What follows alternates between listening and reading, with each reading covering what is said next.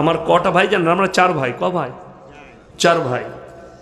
আমি খালি বক্তা, আমি খালি এই লাইনে আছি। আর একজন আমার সাথে পড়েছে মাদ্রাসায় কাফিয়া পর্যন্ত, মেজো ভাই, কিন্তু সে একটা কোম্পানিতে চাকরি করছে, আল্লাহ তাকে কবুল করেনি। তো আমার পরিবারে কেউ জানতো যে ইয়াসিন বলে একটা ছেলে জন্ম হবে মৌলভী শওকতের, সেও বক্তা হবে? কেউ আগে জানে? আপনাদের মধ্যে এখানে কেউ জানেন যে আমার একটা ছেলে হবে মাস্টার হবে, ডাক্তার হবে, না চোর হবে? কেউ জানেন? আল্লাহ কোরআনে এটাই বললেন, তোমাদিকে পৃথিবীতে পাঠাবার পূর্বে পৃথিবীর বুকে তোমাদের কোনো কালচার ছিল না, কোনো কালচার নয়। আমার বন্ধুগণ, আমার ভাই, সবাই নিয়ত করুন আজ থেকে আমরা ইলম হাসিল করব, বলুন ইনশাআল্লাহ। প্রত্যেকটা মুসলমান নরনারীর জন্য দ্বীনি শিক্ষা অর্জন করা ফরজ। আজকে দেখুন, স্কুল বেড়েছে না বাড়েনি? বেড়েছে। মাদ্রাসা বেড়েছে না বাড়েনি? কলেজ ইউনিভার্সিটি বেড়েছে না বাড়েনি? শিক্ষা অনেক বেড়েছে। বেড়েছে না বাড়েনি? দামি দামি কনভেন্ট হচ্ছে, কেউ মিশনে দিচ্ছে, কেউ ইংলিশ মিডিয়ামে দিচ্ছে, দামি দামি, যার যেরকম পয়সা সে সেরকম স্কুলে। আল্লাহর কসম খেয়ে বলছি, মাদ্রাসা বেড়েছে, স্কুল বেড়েছে, মিশন বেড়েছে, একাডেমি বেড়েছে, শিক্ষা বেড়েছে। আদর্শ কিন্তু শেষ হয়ে গেছে। আদর্শ আর আছে? নাই। আমার 39 বছরে পা দিলাম। কত বললাম? 39। আমার বয়স যদি 39 হয়, আমার বয়সী যারা আছেন 40-এর কোঠায়, আমরা যখন স্কুলে গেছি জীবনে জানতাম না শিক্ষক দিবস কোন দিনটা। ঠিক বলেছি না বলিনি? কিন্তু আমার শিক্ষক দিকে জিজ্ঞেস করে আসুন যে ইয়াসিন সাহেব আপনার কেমন স্টুডেন্ট ছিল, বিয়াদব না আদববালা? আমি শুধু নয়, আগেকার ছাত্ররা মাস্টার দিকে কতটা রেসপেক্ট করত, এটা ভেবে দেখুন। আর এখন শিক্ষক দিবসের দিনে ম্যাডাম, মাস্টার, স্টুডেন্ট, ছাত্রী স্কুলে ডিজে লাগিয়ে ড্যান্স করছে। ঠিক বললাম না? তাহলে শিক্ষা আছে, আদর্শ শেষ করে ফেলেছি আমরা। দুঃখটা ওইটাই। আগেকার যুগে স্কুলে আমাদেরকে মারলে আমরা ভয়ে বাড়িতে বলতাম না মাকে যে আজকে মাস্টার মেরেছে। কেন? মা আর একবার মারতো। ঠিক বললাম না ভুল বললাম? বাপকে এসে বলতাম না আমাকে মেরেছে, আর একবার মারতো। আর এখন একটা ছোট্ট ছেলে বদমাশি করেছে, মাদ্রাসার একটা শিক্ষক একটু ধুমকি দিয়েছে, 4 দিন কামাই করেছে, একদিন এসে 4 দিন কামাই কেন করলি, যা চিঠি লেখে নিয়ে আই, তোর কি হয়েছিল? বাপ এসে বলছে মাদ্রাসা কি তোমার বাপের নাকি? ছেলে যাবে পারবে, আসবে না আসবে, তো তোর ছেলে গরু হবে না, তাকে গরু হবে? আমি লেখেলেন সেই ছেলেটা অমানুষ তৈরি হবে, অমানুষ। যেহেতু তুমি অমানুষ, তুমি এসে চার্জ করছো শিক্ষককে, ছেলেকে যদি 1 চর মারে জানবেন ওই উস্তাদটা দুয়া দিয়েছে আপনার ছেলেকে, আপনার জানাই নেই। আমি গুজরাটে যখন বৈঠক শোনাই, আমার সাথে একটা নয় 350টা ছেলে বৈঠক শোনাচ্ছিল। কটা বললাম? 350। আমি যে মাদ্রাসায় পড়েছি এ বাবু জানে, এ কান্থারিয়ায় পড়েছে। এই যে মাদ্রাসায় পড়তো আমার থেকে বেশি ছাত্র, কান্থারিয়া 5000 ছাত্র ছিল, এখনো আছে। আর আমি যে মাদ্রাসায় পড়তাম সেখানে 2500 ছাত্র, কাফলেতা, বিখ্যাত মাদ্রাসা কিরাতে। তো 350 ছেলে শোনাচ্ছে। বিহারের একটা ছেলে এত ভালো হাফেজ, শোনাতে শোনাতে খালি একটা মিস্টেক গেছে, তাকে বেতে ছড়িতে 100 ছড়ি মেরেছিল দুদিকে। ক ছড়ি বললাম? 100 ছড়ি। সেই ছেলেটা জীবনে প্রতিবাদ করেনি, জানেন? এখন আমি শুনতে পাই, এখন কথা হয়। একদিন দেখা হলো আপনার মুম্বাইয়ে, বললাম भाई क्या करते? बोले बिहार के एक मदरसा है भागलपुर में, मैं बुखारी पढ़ाता, बुखारी शरीफ पढ़ाई, मुहद्दिस। সেই ছাত্র কেন জীবনে প্রতিবাদ করেনি? শিক্ষক মেরেছে আমাকে ভুলের জন্য। জানেন ওই ছাত্রর যে জায়গাগুলো কি, এটা মেয়েরা দিয়েছে, ওদের দোয়া লাগবে না, ওদের যা জিনিস আছে ওরা নিজেরাই দোয়া করে নেবে। ছাড়ো, যাও, মেলা ঘুরলে দোয়া হয়ে যাবে। যাই হোক লাস্টে করে দেবো, নাহলে ওরা রেগে পালিয়ে যাবে, তাই না? লাস্টে করব ডোজও দিয়ে যাব। চলুন, আমি যেটা বলছিলাম যে আপনার সন্তানকে যদি মানুষ করতে চান, জ্ঞানী করতে চান, সন্তান যদি মাস্টার হোক, শিক্ষক হোক, গুরুজনের নামে অভিযোগ করে, সেটা শুনবেন না, সেটা শুনবেন না। আমার মেয়ে এসে একদিন বলল, আব্বা প্রজেক্ট জমা দেওয়া হয়নি, মাস্টারকে ভয় লাগছে, মাস্টার অনেক ছেলে জমা নেয়নি, দেরি হয়েছে বলে। আমি গেলাম, মাস্টার খেতে খেতে উঠে এলো, আমাকে বলছে হুজুর কি হয়েছে স্যার কি হয়েছে? আমি বললাম মেয়েটার প্রজেক্ট জমা হয়নি। ও ভয় দিতে আমাকে দেখালো যে আপনার মেয়ে 6 মাস থেকে প্রজেক্টটা জমা দেয়নি। আমি মাস্টারের সামনে বললাম যে দ্বিতীয়বার তোমার এই ভুলটা আমি যেন শুনতে না পাই। আমি নিজের মেয়েকে বললাম, আমি বললাম স্যার ও ভুল করেছে, অন্যায় হয়েছে ওর। বলছে না স্যার এরকম বলবেন না হুজুর। আমি বললাম না, আমি মেয়েকে ডাঁটলাম মাস্টারের সামনে। কেন? সে আমাকে সম্মান করে কিছু বলবে না, আমার মেয়ে সাহস পাবে আরো বড় অন্যায় করার। সে আগামীতে করবে, জানে আমার বাপ এলিয়ে এরা ছেড়ে দিবে। ওই জন্য আমি ডাঁটলাম যে এরপর জীবনে তোমাকে স্কুলই পড়তে দেবো না, আমি ছাড়িয়ে দেবো। এরকম বিয়াদবি করলে আমাকে যেন স্কুলে যেতে না হয়। সেই মেয়ে আর জীবনে ভুল করবে না। আর আপনি যদি মেয়ের হয়ে কি হয়েছে কি জমা লিবে না কেন,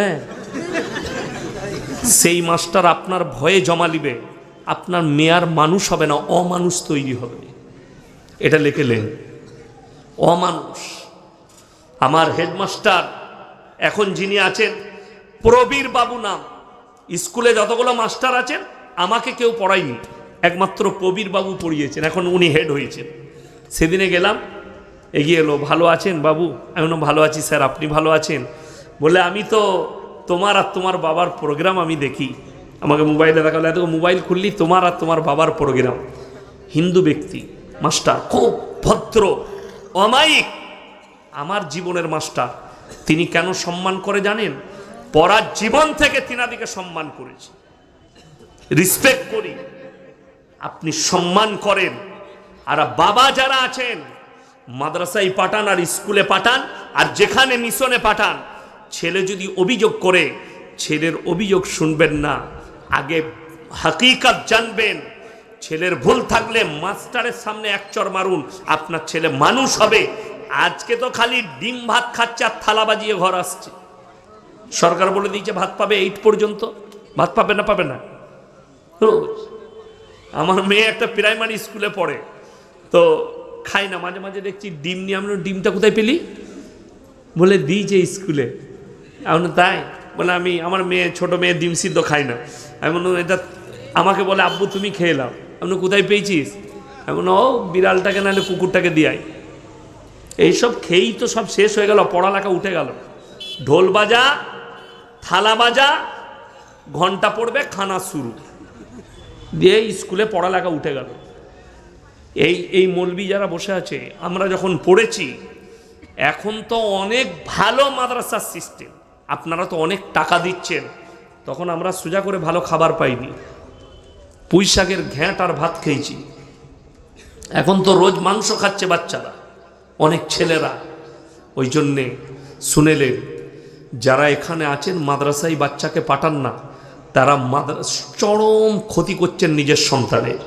ছেলে 10টায় স্কুল যাবে, ফজরের সময় উঠিয়ে মাদ্রাসায় পাঠিয়ে দেন, 2 ঘন্টা 3 ঘন্টা পড়ুক, বাচ্চাটার মধ্যে ইলমিয়াত আসুক, হারাম হালালটাকে জেনে যাক, নামাজের তাকিদটা তার উপরে হোক, কোরআনের শিক্ষাটা তার কাছে হোক। তা না হলে আপনি মরে যাবেন। বড় হওয়ার পরে মৌলবি হায়ার করতে হবে। মৌলবি হায়ার জানেন? বাপ মরে গেছে, ফজরের পরে বাপের কবর জিয়ারত করবে, মসজিদের দরজায় দাঁড়িয়ে আছে, নামাজ শেষ, হুজুর বের, হুজুর আমার বাপের কবর জিয়ারত করে যাবেন না? তুই পারবি না, ওকে নিয়ে যাবে। এই সন্তান বাম্মাকে দোষারোপ করবে যে আমার এমন বাম্মা যা আমাদিকে ছোটবেলায় কোরআনের শিক্ষা দেয়নি, দ্বীনি শিক্ষা দেয়নি, যে একটু নামাজটা পড়বো, সূরা মুখস্থ নাই, সূরাটার মুখস্থ হচ্ছে না। জেনে রেখে দিবেন, যেমন একটা তোতা পাখি, তোতা পাখি জানেন তো, তাকে যদি কথা শেখানো হয় শিখে যায় না? যায় না? বাচ্চা ছেলেটা হচ্ছে তোতা পাখির মতন, ছোটবেলায় যেটা দিবেন ব্রেনে বসে যাবে। সব থেকে দুঃখ, ছোটবেলায় বাচ্চাকে তাকে নুরানি কায়দাটা দেখ আর না দেখ, তাকে শিক্ষাটা দেখ আর না দেখ, মায়েদের জ্বলন হবে বলে মোবাইলটা ধরিয়ে দিচ্ছে। তো গেম খেল, তো মোবাইলে কার্টুন দেখ, ও রান্না বান্না করবে। আপনি বলুন তো, আমরা মানুষ হয়েছি, আমাদের মা দিকে কিছু ধরাতে হয়েছে? আর চ্যালেঞ্জ দিয়ে বললাম, এখন যতগুলো ছেলে জন্ম নিচ্ছে, এখনকার জেনারেশন, যে ছেলেগুলো 10 বছর 12 বছর 15 বছর 20 বছর বয়স, বিয়ের আগে এরা যৌবন হারিয়ে ফেলবে, তার জন্য দায়ী হচ্ছে এই মোবাইল। বিয়ের আগে যৌবন হারিয়ে ফেলবে, আর হারিয়ে ফেলছে। শিক্ষাটা নিয়ে যান। সন্তানের হাতে যারা মোবাইল দিচ্ছেন, মোবাইল নয়, এগুলো এক একটা জাহান্নামের আগুন। বড় কষ্ট লাগে। অনেকজন, যেমন জাবিদ আখতার প্রশ্ন করেছে সেই মৌলী সাহেবকে, কি জানেন?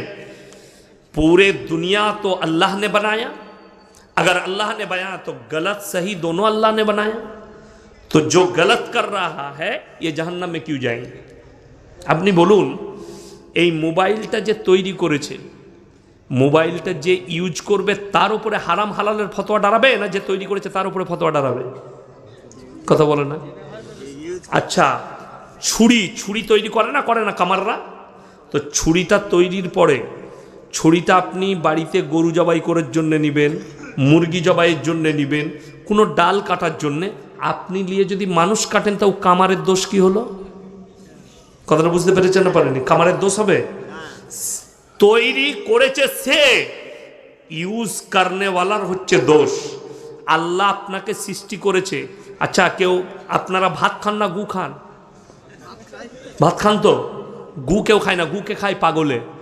মাথাটা চলে গেলে কোনো লোক যদি গু খায় তাকে পাগল বলবে। তাইলে এই বুদ্ধিটা যখন আছে যে আমি প্লেটে ভালো খাবারটা খাবো, আপনাদের এখানে বেলডাঙ্গাতে সবজি বাজার আছে, আখের মিল আছে, আছে না নয়? সবজি এখানেও আছে, মোড়েতে পাবেন। তো কোনো এরকম ভালো লোক আছে, গিয়ে বলবে পচা টমাটোরগুলো ভরবি তো, 2 টাকা বেশি দেবো কিলোতে, কেউ নিবে? তাকে পাগল বলবে লোকে। তুমি বাঁধাকপিটা দেখে নিবে, ফুলকপিটা দেখে নিবে, টমাটোরটা দেখে নিবে, মাছটা দেখে নিবে পেটটা গলা কিনা। তুমি মাছটা চিনতে পারলে পচা কিনা, টমাটো চিনতে পারলে। আর তুমি ভালো মন্দ বুঝতে পারোনি, ওই জন্য অনেক নেমো খারাম কি বলে জানেন? ওয়া তো মৌলী সাহেবরা বলেই দিয়েছে যে আল্লাহ হিদায়ত দিবে, তো আমি হিদায়ত দিলে নামাজ পড়বো। বলে না? এ এক হারামখোর। কি মানে, এদিকে জুতো মারার আর লোক নাই। এটা একটা দল যে আল্লাহ হিদায়ত দিলে নামাজ পড়বো, যখন মৌলী সাহেবরা বলেছে। আমার বন্ধুগণ, আল্লাহ গোটা পৃথিবী সৃষ্টি করেছে বৈধ আর অবৈধর জন্য কোরআন আর রসুলের হাদিস, ঠিক কিনা কথা বলেন? তাহলে কোরআন থেকে যখন বুঝতে পারবেন আল্লাহ এই জিনিসটাকে বৈধ করে দিয়েছে, জাহান্নাম আর জান্নাত আছে না নেই? কোরআন শোনাবো আপনাদেরকে। পৃথিবীতে আল্লাহ যা কিছু সৃষ্টি করেছে জোড়া জোড়া, কি বললাম? জোড়া জোড়া। আলাম নাজালিল আরদা মিহাদা ওয়াল জিবালা আওতাদা ওয়া খালাকনাকুম আজওয়াজা। সব আমি জোড়া জোড়া সৃষ্টি করেছি।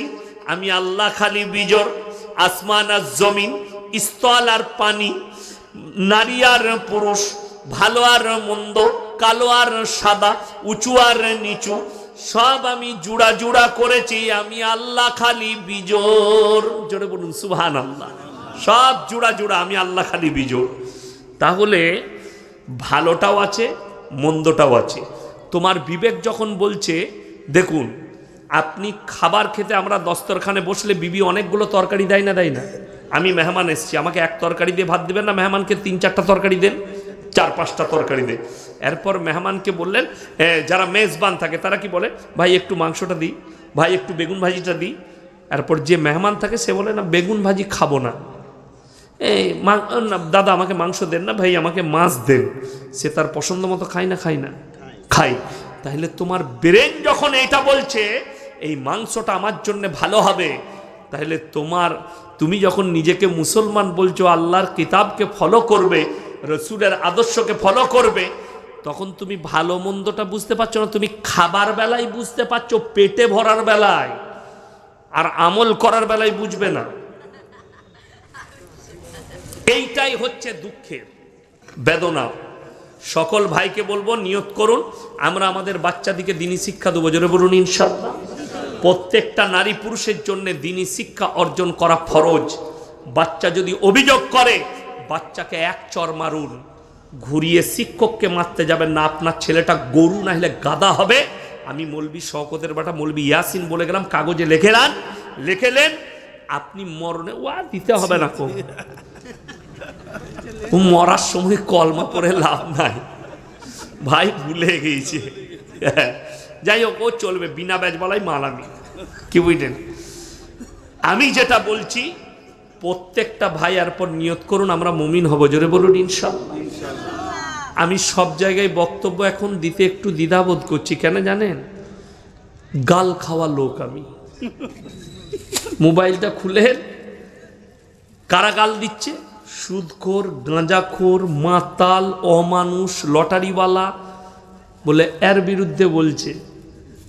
কি বুঝলেন? যেমন আপনারা সকলে জানেন, আচ্ছা সুদটা হারাম, এটা মৌলবীদের কথা না আল্লাহর কথা? আল্লাহর কথা। ওয়াহাল্লাল্লাহুল বাইয়া ওয়া হাররামার রিবা, ব্যবসাকে হালাল করেছি, সুদকে হারাম করেছি। এরপর যদি মুসলমান সুদ খায়, তাকে কি বলবো? আল্লাহর ওলি বলবো তো নাকি? না, হারামখোর। আমার বর্ধমান টাউনে একজন ফোন করে বলছে যে আপনি গালি দেন কেন? আমি বললাম কই গালি তো দিই নাই। আচ্ছা আপনারা আমার জলসা শুনেছেন না শুনেন মোবাইলে? আমি মা বোন তুলে কেউ কি গাল দিয়েছি? ইমানদারির সঙ্গে বলুন, দিই নাই। সে বলছে, আমি বললাম কি গাল দিয়েছি প্রমাণ দাও। বলছে ওই যে হারামখোর বলেন। আমি বললাম যে সুদ খায় তাকে কি বলবো ভাই? তুমি শিখিয়ে দাও। কি বলবো তুমি বলো? বলছে হারামখোরটা বললে খারাপ লাগে। তুই সব থেকে বড় হারামখোর, তুই ওই রকমই মাল। তুই হয় সুদখোর হবি, নাহলে লটারি, নাহলে মদ বিক্রি করিস, তা না হলে তোর গায়ে তো লাগবে না। কথাটা বলেন। আচ্ছা আমি যদি বলি চুরি করা হারাম, কার গায়ে লাগবে? চোরের গায়ে। যে চোর লয় তার গায়ে লাগবে? লাগবে না। যেমন এখন আমি একটা বক্তব্য শুরু করব আপনাদের কাছে, রাগ করবেন না। আল্লাহর কসম করে বলছি, হকের জিত আছে, না হকের জিত নেই। আজকে মুসলমান জাতি শেষ হয়েছে, নিজেরাই ক্ষতি করেছে। আল্লামা ইকবাল লিখেছেন, ইস ঘর কো আগ লাগি ঘর কি চিরাগ সে। মুসলমান তোমরা নিজেদের ঘরে নিজেরা আগুন ধরিয়েছ, অপরকে গালি দিয়ে লাভ হবে না। কাকে গালি দেবেন আপনি? কোরআন শুনেলেন, এত সুন্দর ভাষা কোরআন বলেছে। পৃথিবীর কোন মানুষ, কি বললাম? মানুষ বললাম না মুসলমান বললাম? মানুষ, এটা কোরআনের ভাষা। আল্লাহ কোরআনে কোনো ধর্ম মেনশন করেননি। কোন মানুষ যদি কোনো মানুষকে অন্যায়ভাবে হত্যা করে, সে যেন গোটা মানব জাতিকে হত্যা করলো। কোন মানুষ যদি কোনো মানুষের উপকার করে, সে যেন গোটা মানব জাতির উপকার করলো। আপনাকে একটা বাস্তব চিত্র বলি, রসুলের হাদিস আছে, মুমিন তোমরা ততক্ষণ হতে পারবে না যতক্ষণ পর্যন্ত তোমার কাছ থেকে তোমার প্রতিবেশী সুরক্ষিত নয়। সুরক্ষা মানে কি? শুধু হাতের নয়, হাতের, জুবানের, ব্যবহারের, আখলাকের, চরিত্রের, চারিদিক দিয়ে সে যেন কষ্ট তোমার কাছে না পায়। আজকে আপনাকে আমি বহরমপুর কোর্টে, মানে মুর্শিদাবাদের 1000টা কেস দেখাবো, ড্রেন নিয়ে, জায়গা নিয়ে। হয়ে আছে না নাই? পাশাপাশি দু ভাই বাড়ি করছে, ও 1 ফুট ছেড়ে করেছে, বলছে আমি 2 ফুট ছাড়বো না, আমি 8 ফুট ছাড়বো, 9 ইঞ্চি। বলছে মধ্যে দিয়ে একটা ড্রেন যাবে, বড় ভাই বলছে যেতে দেবো না, ছোট ভাই বলছে দেবো। তাহলে কি করবি? মারামারি, কোর্টে মামলা। সে মামলা এখনো চলছে। আচ্ছা বলুন তো, মরে যাওয়ার পরে ওই জায়গাটাও সাথে করে নিয়ে যাবে তো কবরে? হাই আল্লাহ! মুসলমান, আমি বললাম না যে নিজের ঘরে নিজের আগুন ধরা, অথচ রসুল বলেছে তারা মুমিনই হতে পারবেন। তুমি দেখো না তোমার বাড়ির পাশে কোন ব্যক্তি বাস করছে, সে হিন্দু হোক, দলিত হোক, আদিবাসী হোক, খ্রিস্টান হোক, ক্ষুধার্ত হলে খাবার দাও, বস্ত্রহীন হলে বস্ত্র দাও, বিপদে পড়লে পাশে দাঁড়াও। এইটাই হচ্ছে রাসূল সাল্লাল্লাহু আলাইহি সাল্লামের আদর্শ।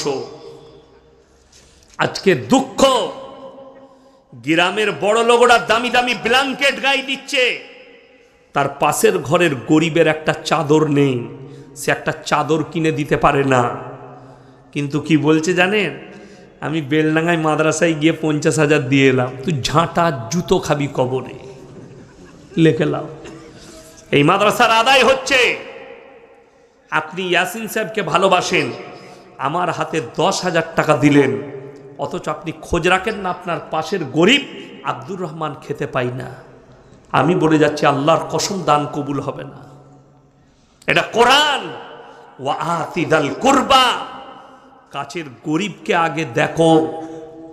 নবীজি সাল্লাল্লাহু আলাইহি সাল্লামের হাদিস, তোমরা তোমাদের বাড়ির দেওয়ালটা এত উঁচু করো না তোমার পাশের গরিবের গরিবিটা না দেখতে পাও।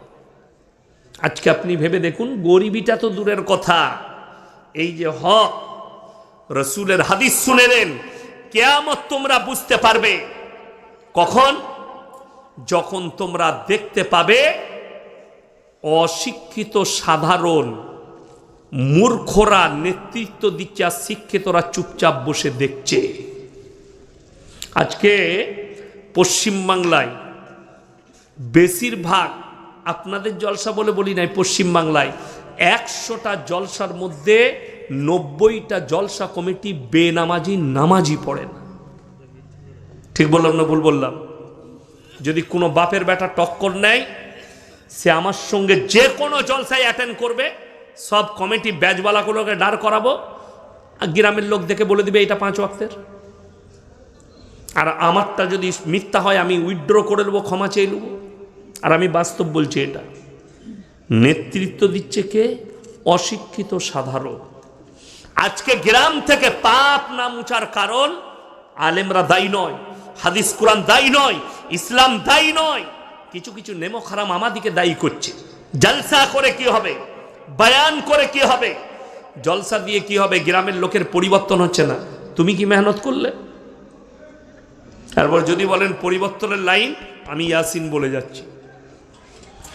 গ্রাম থেকে রেগুলেশন করুন, পাস করান, মসজিদে দাঁড়িয়ে সেক্রেটারি শোনাবে কি, যে লোক সুদ খাবে, সুদের ব্যবসা করবে প্রকাশ্যে, তার কোনো চাঁদা মসজিদে নেওয়া হবে না, ইমামকে ভাত দিতে পাবে না, তাকে আমরা সমাজে মিশতে নেব না।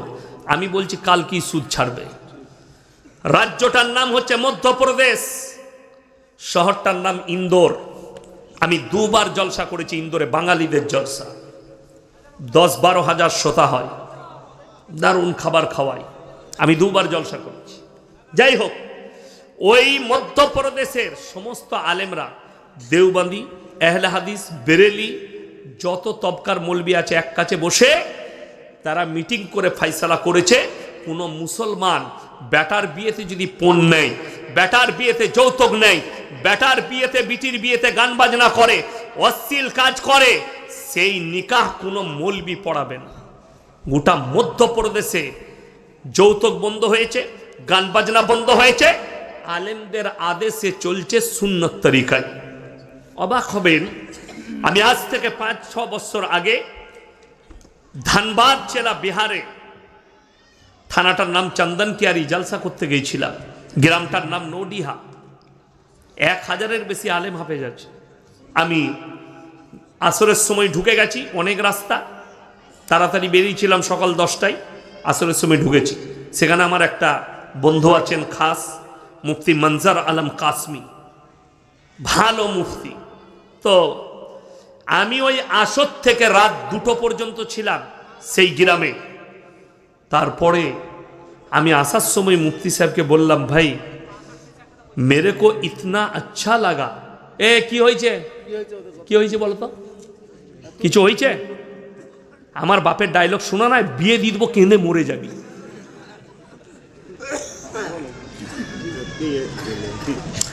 গল্প করলে চায়ের দোকানে যাও, মেলা চলছে দেখবে, এইখানে কথাবার্তা বলো না। এমন ছিলা ছিলবো, জীবন আমাকে দাওয়াত দিবি না। হ্যাঁ, আমি খুব নরম লোক, গোলমাল করলে কিন্তু ছাড়বো না। তো সেই গ্রামে আমি তাকে জিজ্ঞেস করলাম, বিশ্বাস করুন রাত 2টো পর্যন্ত রাস্তায় প্যান্ডেলে একটা 10 বছরের বাচ্চা মেয়েকেও আমি দেখতে পাই, গোটা গ্রামে রাস্তায়। तो আমি জিজ্ঞেস করলাম, भाई आपका गांव का महल इतना अच्छा क्यों है? कोई औरत नहीं दिखी, यहाँ तक के एक बच्ची भी नहीं दिखी। তিনি কি বললেন জানেন? আমাদের গ্রামের নেতৃত্ব যারা দেয় তারা হচ্ছে উলামায়ে দ্বীন, ইমাম আলেমরা। পরিবেশ তারা তৈরি করে। বিশ্বাস করুন, গ্রামের পরিবেশ তৈরি করতে চাইলে ইমামকে নেতা হিসাবে সিলেক্ট করুন, আলেম দিকে নেতা হিসাবে সিলেক্ট করুন, গ্রামের পরিবেশ তৈরি হবে। আর যদি গাঁজাখোর মাতালকে নেতা ভাবেন তো জিনা করার, গাঁজা করার মাতাল আর গুটকা খোর ছাড়া কিছু তৈরি হবে না। আমি বললি খারাপ বলবি, আমাকে দাওয়াত দিবেন না, আলহামদুলিল্লাহ। দাওয়াতের ভোকা ইয়াসিন নয়, আমি বাস্তব সত্য যেটা সেটা বলছি।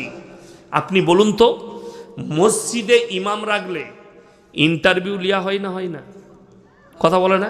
এলাকার আলেম দিকে ডাকে না, যে দেখুন তো একটা ইমাম এসছে, এটা চলবে কি না, বা তাকে জিজ্ঞেস করে কোথায় পড়াশোনা করেছেন, ডিগ্রি কি আছে, বাড়ি কোথায়, 5 বার যাচাই করেন।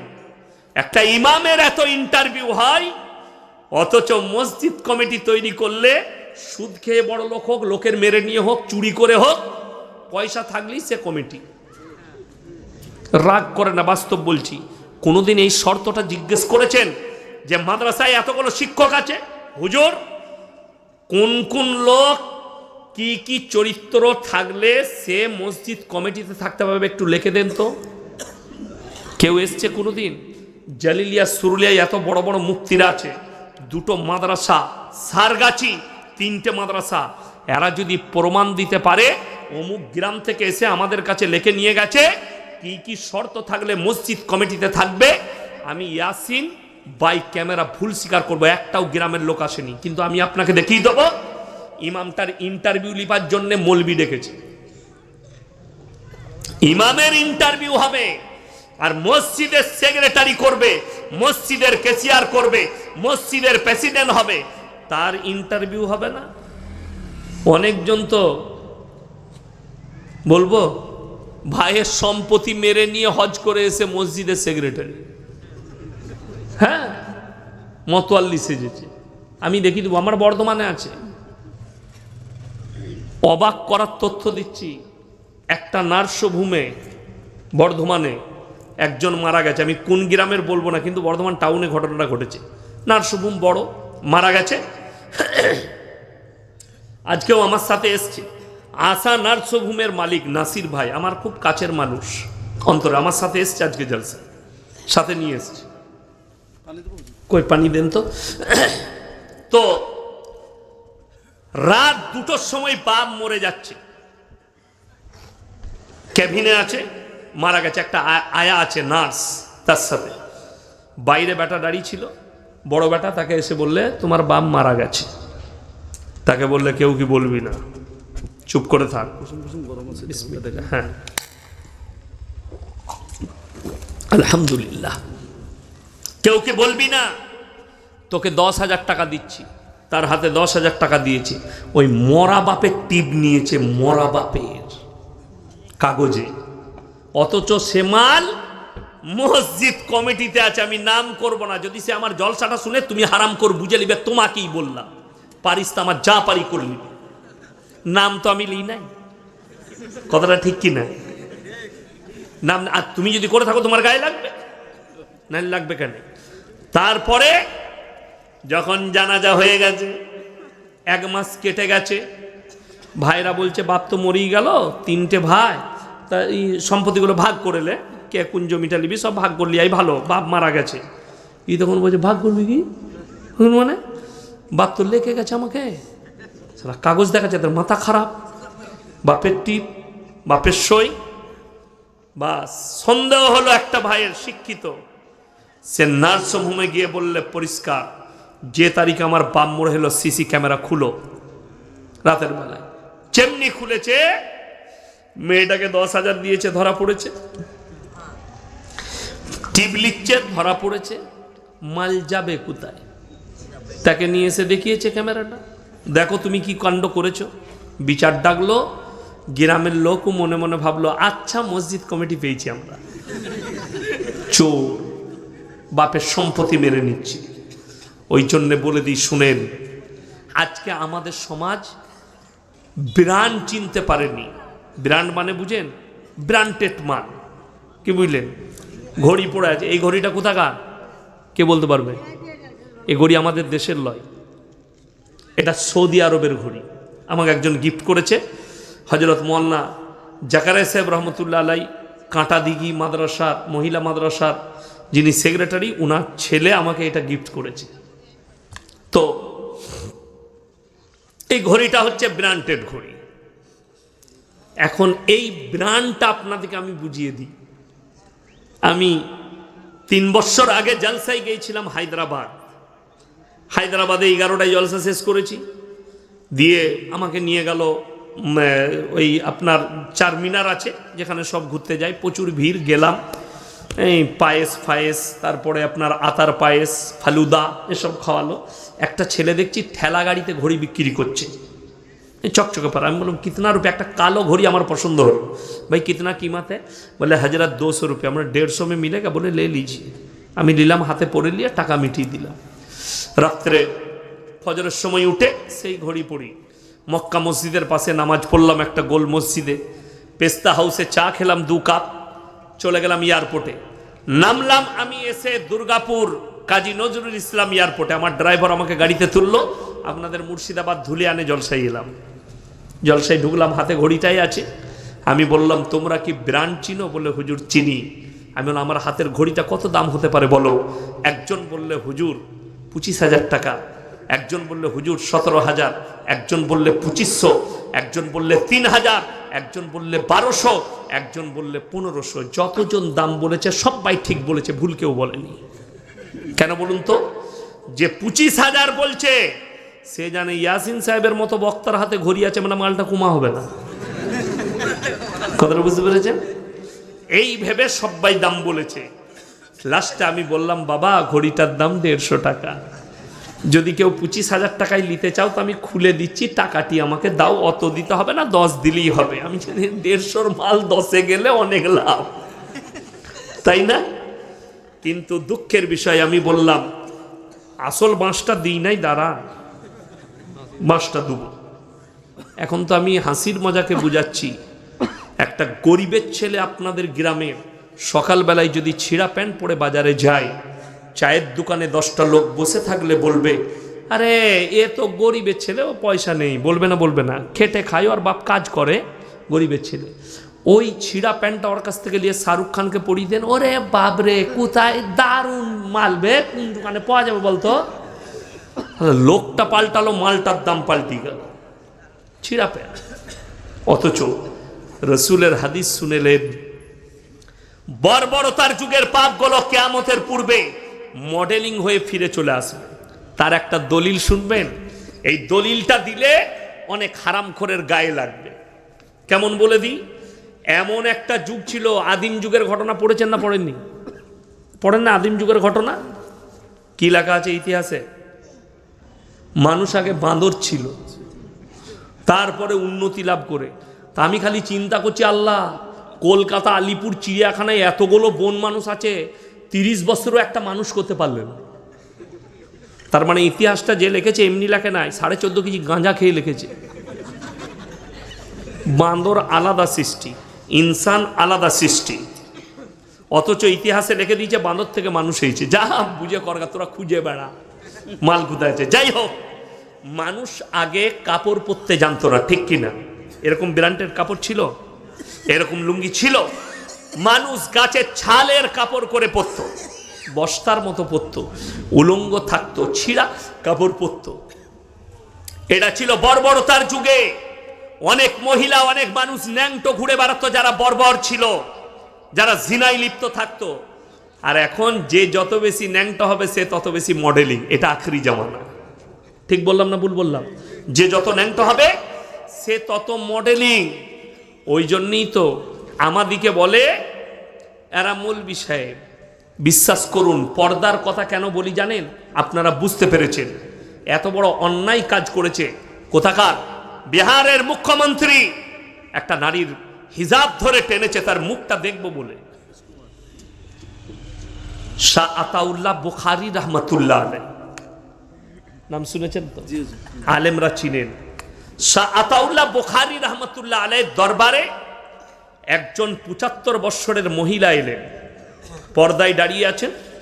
তিনি বললেন, मैं आपके मुरीद होना चाहती हूं, আমি আপনার কাছে বায়েত হব। তো শাহ আতাউল্লাহ বুখারী রহমতুল্লাহ আলাইহি উত্তর দিলেন, अरे तुम 75 साल की बुड्ढी हो और मैं 75 साल का बुड्ढा हूं, लेकिन जवानी कभी बुढ़ा पर नहीं आती। जवानीटा बुড়োই না, মানুষ বুড়িয়ে যায়, যৌবনটা শেষ হয়ে যায়, তার দিলেতে যে যৌবনটা থাকে সেটা বুড়োই না। তো ও হারাম করে এখনো বুড়োই নাই, ওর ভেতরে যৌবনটা চেগিয়ে আছে, তার একটা বিয়ে কর। কে মানা করেছে তোকে? 4-5টা করেলে সকালবেলায় একজনের মুখ দেখবি, রাতের বেলায় আর একজনের দেখবি, তাদেরকে ন্যাংটো করে রেখে দে তোর যদি দরকার থাকে।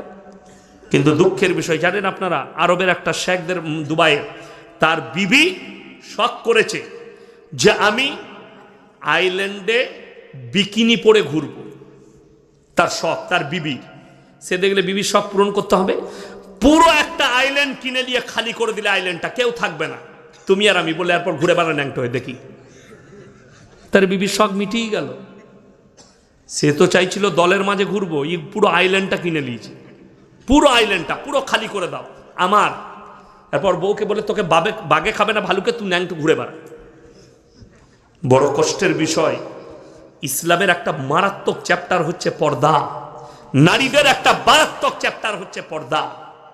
এরপর কারোর মধ্যে যদি মানুষত্ব না থাকে আপনি কি করবেন? রাসূলের হাদিস আমি এক্ষুনি শোনালাম, যখন তোমরা দেখবে কিয়ামত কাছে অশিক্ষিত মূর্খরা দেশ চালাবে আর শিক্ষিতরা চুপচাপ বসে দেখবে। এইরকম মূর্খ মুখ্যমন্ত্রী হলে সে তো মানুষের নারীদের হিজাব ধরে টানবে। কেউ কেউ বলছে ও তো সিরেফ কাপড়া কো হাঁটায়া, কাপড়টা ধরে টেনেছে। সেই হারাম করকে বলবো তোর মা বাজারে থাকবে আর আমি খালি কাপড়টা এরকম করে ধরে টেনে দেবো, তাহলে কোনো হবে না?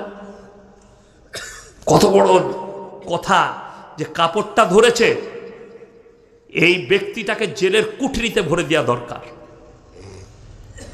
শুনলেন, ইসলামী শাসন হলে হত্যা করার হুকুম ছিল। আজকে দেখলেন কত দুঃখের বিষয়। আপনারা দেখেছেন বাংলাদেশে কোনো এক হিন্দুদের ছেলে, নামটা আমি জানি না, সেই ছেলেটা ইসলামকে কুটতি করেছে, কোনো কথা বলেছে, কি বলেছে সেটাও আমি দেখিনি, খালি মোবাইলে কাল রাতে যেতে যেতে দেখলাম মুসলমানরা তাকে উল্টো টাঙ্গিয়ে আগুন ধরিয়ে দিয়েছে, পুড়িয়ে মেরে দিয়েছে। যদি জিজ্ঞেস করেন এটা মারাত্মক অপরাধ করেছে। যদি বলেন ইসলামকে গালি দিয়েছে, ইসলামকে গালি এরা তো দূরের কথা। যারা বাংলাদেশের মুসলমান আছেন, আমার ভারতের মুমিন ভাই আছেন, দিনী ভাই যারা আমার বক্তব্য বাংলাদেশে শুনেন, দেশ বিদেশের, অনুরোধ করে বলছি কালকে আমার এই জলসাটা ছুটবে গোটা পৃথিবীতে, শুনে যান। তাহলে তোমরা নবীজি সাল্লাল্লাহু আলাইহি সাল্লামের বিজয়ের হাদিসগুলো পড়ে নাও। যেদিনে নবীজি মক্কা বিজয় করেছেন সেই দিনে সাহাবীরা তলোয়ার নিয়ে দাঁড়িয়ে গেছে। আজকে আমরা বদলা নেব। আম্মার ইবনে ইয়াসিনের মায়ের দু পায়ে উঠ বেঁধে দুদিকে তাড়িয়ে দিয়েছে কাফেররা, আখ ফারার মতো ফারা গেছে। হযরতে উসমানে গনি রাদিয়াল্লাহু তাআলা আনহুকে 40 দিন হাত পা বেঁধে গরম বালুতে ফেলে রেখেছে, পানি দেয়নি। হযরতে উমর ফারুক রাদিয়াল্লাহু তাআলা আনহুকে ফজরের নামাজে ভুজালি মারা হয়েছে। সৈয়দনা বেলাল হাবসি রাদিয়াল্লাহু তাআলা আনহু কোমরে দড়ি বেঁধে উটের পেছনে বাঁধা হয়েছে, ছেঁচুড়ে ছেঁচুড়ে গেছে। নবীজি কোরআন পড়ছেন কাবা ঘরের ভেতরে, বেঈমানরা বাইরে তবলিগ করছে, কি বলে জানেন? ওয়াকাল আল্লাযীনা কাফারু লা তাসমাউ লিহাযাল কুরআন ওয়ালগাউ ফীহি লাআল্লাকুম তাগলিবুন। হে মানুষেরা শোনো, নবী যে কোরআন আবৃত্তি করে সে কোরআন তোমরা শ্রবণ করো না, হাততালি মারবে আর কানেতে আঙুল দেবে। আপনার চোখ দিয়ে পানি আসবে। কেউ যদি হজ করতে না যেয়ে থাকেন, হজ করতে গেলে একবার মনে করে দেখুন, ওই তয়েফের ময়দান এখনো সাক্ষী দেবে তয়েফের পাথরগুলো, যে পাথর নবীজির রক্তে লাল হয়েছে। ওই তয়েফের মাটি হযরতে মা আয়েশা সিদ্দিকা রাদিয়াল্লাহু তাআলা আনহা নবীজিকে বলছেন, ইয়া রাসূলুল্লাহ, 23টা বৎসরের মধ্যে আপনি কবে সব থেকে বেশি কষ্ট পেয়েছেন? নবীজি চোখের পানি ফেলিয়ে বলছে, তয়েফের ময়দানে। আবার বললেন, ইয়া রাসূলুল্লাহ, 23টা বৎসরের মধ্যে আপনার জীবনে সব থেকে বেশি কষ্ট কে দিয়েছে? নবীজি বললেন, তয়েফের ময়দানে। জিবরিল আমিন বললেন, ইয়া রাসূলুল্লাহ, আপনি যদি বলেন আমি একটা পর মারবো, পৃথিবীটা 7 বার ধ্বংস হবে। নবীজি বললেন, এদের নাসাল, এরা কোনোদিন আমার কাছে ঈমান আনয়ন করবে। জোরে বলুন সুবহানাল্লাহ। নবীজি ক্ষমা করলেন যে নবীজিকে রক্তাক্ত করেছে তয়েফের মানুষ। নবীজি বললেন, আমার 23 বছরের জীবনীতে আমি যেদিনে সব থেকে বেশি কষ্ট পেয়েছি, আমাকে তয়েফের মাটিতে যেদিনে রক্তাক্ত করা হয়েছে। নবীজি বললেন, আমি ক্ষমা করে দিয়েছি আয়েশা, তারা আমার প্রতি একদিন ঈমান আনবে। আল্লাহর কসম, তারা ঈমান এনেছে নবীজির ব্যবহারে। জোরে বলুন সুবহানাল্লাহ। যে লোকটা আমার নবীজিকে গালি দিল, সে একটা মানুষ, তাকে তোমরা নবীজির কথা না ভেবে তাকে আগুন দিয়ে জ্বালিয়ে দিলে। শুধু তাই নয়, আমি এক্ষুনি শোনালাম, কোন মানুষ যদি কোন মানুষকে হত্যা করে, আল্লাহ কোরআনে বলেছে গোটা পৃথিবীর মানুষকে হত্যা করলো, হয়তো এই গালি দেওয়ার বদৌলতে আল্লাহ তাকে ঈমান দান করতে পারতেন। এরকম হয়েছে না হয়নি? আপনারা জানেন। হে বাংলাদেশের মানুষ, শুনে রেখে দাও, আমি যাইনি, আমার বক্তব্য শোনো। নবীজি সাল্লাল্লাহু আলাইহি সাল্লামের আপন চাচা যান, বাংলাদেশের যে হাজী সাহেব বাইরা হজ করতে যান, যারা জ্বালিয়ে পুড়িয়ে মেরেছে ওই বাচ্চাটাকে, হিন্দু ছেলেটাকে, তারা কান খুলে শুনে নাও। তোমরা হজ করতে গেলে না হলে হাজী সাহেব দিকে জিজ্ঞেস করে নাও, ওহুদের প্রান্তরে 70 জন সাহাবীর কবর আছে। সেখানে এমন একজন ব্যক্তির কবর, নবীজির চাচা যান হযরতে আমির হামজা রাদিয়াল্লাহু তাআলা আনহু। যখন যুদ্ধের ময়দানে নবীজির সামনে লাশ আনা হলো হযরতে আমির হামজা রাদিয়াল্লাহু তাআলা আনহু, নবীজি হাঁটুগুলো গেড়ে বসে গেলেন আর কাঁদতে লাগলেন, আমার চাচার সঙ্গে এরকম ব্যবহার কে করেছে? গোটা গলা থেকে কলিজা থটটা বুক চিরে বার করে চিবিয়ে খেয়ে নিয়েছে। নবীজি কাঁদলেন আর বললেন, হে আমার সাহাবীরা, আমার চাচার হাল এরকম কে করলো? চেহারাটা ক্ষত বিক্ষত, কলিজা থটটা নেই, বুক চিরে বার করে চিবিয়ে খেয়েছে। ইয়া রাসূলুল্লাহ, তার নাম হিন্দা, সে আপনার চাচা জানের কলিজা থটটা চিবিয়েছে। যেদিনে নবীজি মক্কা বিজয় করেছেন, আর সাহাবীরা বললেন আজকে বদলা নেব। নবীজি বললেন, আজকে বদলা লিবার দিন নয়। আমি মুহাম্মদ আল্লাহ নবী, আমি দয়া করতে জানি, ময়া করতে জানি, ক্ষমা করতে জানি, আমি বদলা নিতে জানি না। বলুন সুবহানাল্লাহ। দলে দলে বেঈমান কাফেররা যখন ঈমান আনছেন, সেই দলের ভেতরে নিজের মুখটাকে লুকিয়ে আসছে হিন্দা। নবীজি বুঝতে পারলেন, মেম্বার থেকে দাঁড়িয়ে গেলেন আর বললেন, হে হিন্দা, বলো লা ইলাহা ইল্লাল্লাহ মুহাম্মাদুর রাসূলুল্লাহ, কলমাটা পড়ে নাও। আমি আল্লাহর নবী, দয়ার নবী, আমি ক্ষমা করতে জানি, দয়া করতে জানি, বদলা নিতে জানি না। নবীজি তার চেহারার দিকে তাকিয়ে কাঁদতে লাগলেন আর বললেন, হে হিন্দা, তুমি আজকে কলমা পড়েছো, আমি আল্লাহর নবী ক্ষমা করেছি, আল্লাহ তোমাকে ক্ষমা করেছে, কিন্তু যতদিন তুমি বেঁচে থাকবে আমার চোখের সামনে এসো না। তোমার চেহারা দেখলে আমার চাচা জানের কথা মনে পড়ে যাচ্ছে। তুমি আমার চাচা জানের কলিজা থট্টা বার করে চিবিয়ে খেয়েছো। নবীজি ক্ষমা করেছেন হিন্দাকে। নবীজি যদি চাইতেন তাকে টুকরো টুকরো করে দিতে পারতেন। শক্তি তখন নবীজির হাতে, মক্কার শক্তি। নবীজি এলান করলেন, তোমরা আমার 5টা কথার আমল করবে। জোরে বলুন সুবহানাল্লাহ। কটা? 5টা। নাম্বার 1, তোমরা মাথায় রাখবে, কোনো বৃদ্ধকে মারতে পাবে না। নাম্বার 2, বৃদ্ধাকে মারতে পাবে না। নাম্বার 3, শিশুকে মারতে পাবে না। নাম্বার 4, আত্মসমর্পণ করলে মারতে পাবে না। নাম্বার 5, কাবা ঘরে প্রবেশ করলে তোমরা তার গায়ে হাত লাগাতে পাবে না। জোরে বলুন সুবহানাল্লাহ। নবীজি সেদিনে দেখিয়েছেন। আমি বলে যাচ্ছি, নূপুর শর্মা বলে ভারতের একজন মহিলা গাল দিয়েছে না দেয়নি? ইসলামের কোনো ক্ষতি হয়েছে? ক্ষতি হয়নি। ক্ষতি হয়েছে বলুন? বরঞ্চ লাভ হয়েছে, বরঞ্চ কি হয়েছে, লাভ হয়েছে। আমি তো দোয়া করেছি, আল্লাহ নূপুর শর্মার তকদিরে ঈমান লেখা থাকলে ঈমান দাও, তা না হলে নিস্তে নাবুদ করে দাও। আপনারা খালি দেখতে থাকুন।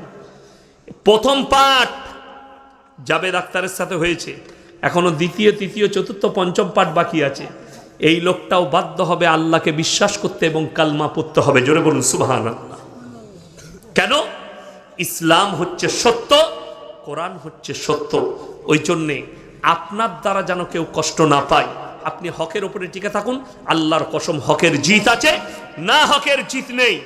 আজকে মুসলমান মনে করেছে আমি না হকে থাকলে আমার জিত আছে, হকে থাকলে জিত হবে না। এটা তোমার ভুল ধারণা। যাকে দেখছো সাময়িক, যে সুদখোরকে বড় লোক দেখছো ওটা সাময়িক, যে বেঈমানকে দেখছো এটা সুখে আছে সাময়িক, তার ভেতরটা জিজ্ঞেস করো, ভেতর শেষ হয়ে গেছে তার অশান্তিতে। আপনি বলুন, বড় লোকরা কোটি কোটি টাকা ইনকাম করে, জানেন আপনার মাদ্রাসার ইমামের বেতন কত? এই মসজিদে ইমামের বেতন কত তোমাদের? 4,500 ইমাম ভাতাটা পাই। ইমাম ভাতাটা পায় আর 4,500। নামাজ হবে না, 100% নামাজ হবে না। যা পারবে করো, আমার যা পারলে করে লাও। যদি তোমার মুফতি থাকে ফতোয়া নিয়ে আসবে, আমি বলে যাচ্ছি নামাজ হবে না। যাই হোক, 4,500 বেতন আমাদের মৌলবীদের সব থেকে কম বেতন সমাজে। কিন্তু জানেন, এই যে সাদা জামা গেট আপ দেখছেন, এই যে গেট আপ, এই যে গেট আপ, এটা কিন্তু আল্লাহর কসম টাকার লয়, এখলাসের। কিসের বললাম? এখলাসের। যদি বলেন হাদিস শুনান, নবীজির হাদিস, যারা আল্লাহর রাস্তায় দিনের পথে থাকবে আল্লাহ মৃত্যুকাল পর্যন্ত ইজ্জতের রুজি দান করবেন। জোরে বলুন সুবহানাল্লাহ। আমরা ডাক্তারের বাড়িতে যাই, মাস্টারের বাড়িতে যাই, তো ডাক্তারের বাড়িতে গেলে ডাক্তার দস্তরখান বিছাই না মৌলবি? ডাক্তার। হুজুর হাতটা ধুয়ে দিই, হ্যাঁ, হুজুর রুটিটা দিই, হুজুর মাংস তুলে দিই, আল্লাহর কৃপা শুকর আদায় করি। সকালবেলায় মাস্টারের বাড়িতে ইমামের পালা, মাস্টারকে চাটা বুইয়ে নেই ইমামকে দিতে হবে, ঠিক কি না? কথা বলেন, ভাতটা বুইয়ে দিতে হবে। জোরে বলুন সুবহানাল্লাহ। রাসূলের হাদিস সত্য। আপনি দিনের পথে থাকেন, আল্লাহর রাস্তায় থাকেন, আল্লাহ আপনাকে মৃত্যুকাল পর্যন্ত ইজ্জতের রুজি দিবে। আমরা আলেমরা তো ওই জন্যে, লটারির টিকিট হারাম না হালাল? প্রত্যেক দিন টোটো চালিয়ে 1,000 টাকা ইনকাম করছে, হারাম করে 500 টাকা লটারি কাটে। লটারি যদি হালাল হতো, আমরা মৌলবীরা তো রোজ একটা করে কাটতাম। যেদিনে 1 কোটি লেগে যাবে, তুই মসজিদ বুঝে লিখে আমি ঘর চললাম। কথা বুঝতে পারেননি? হারাম বলি তো আমরা কাটতে পারি না, এটার উপরই সন্তুষ্ট প্রকাশ করি। তোমার জানা নাই, তাইলে মুসল্লিদিকে বলতাম ফজরের নামাজ পড়ি, বিসমিল্লাহ বলে সূরা ইয়াসিন পড়ে একটা চালিয়ে দিবি, এক ঘর 1 কোটি। হারাম বলি তো আমরা নাই, হারাম বলেই তো আমরা মৌলবীরা সুদ খাই না। তোমার জানা নাই, যদি সুদটা হালাল হতো তো মৌলবীর জন্যও হালাল হতো না? হতো না? হালাল হতো। লটারিটা হালাল হলে তো মৌলবীর জন্যও হতো, মদটা হালাল হলে তো মৌলবীর জন্যও হতো। যখন এদের জন্য হারামটা আমি মুসলমান, আমার জন্য কি করে হালাল হতে পারে?